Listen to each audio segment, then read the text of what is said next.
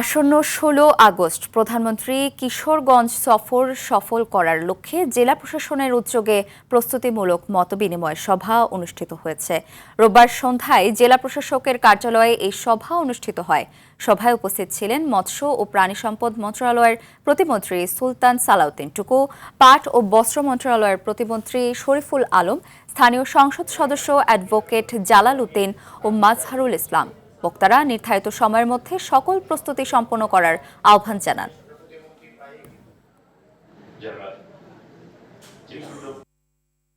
এটি কিশোরগঞ্জের জন্য অত্যন্ত একটি তাৎপর্যপূর্ণ আমি মনে করি এবং ঐতিহাসিকভাবে এটি লিপিবদ্ধ থাকবে যে এটি ন্যাশনাল প্রোগ্রাম, জাতীয় প্রোগ্রাম কিশোরগঞ্জে হয়েছে।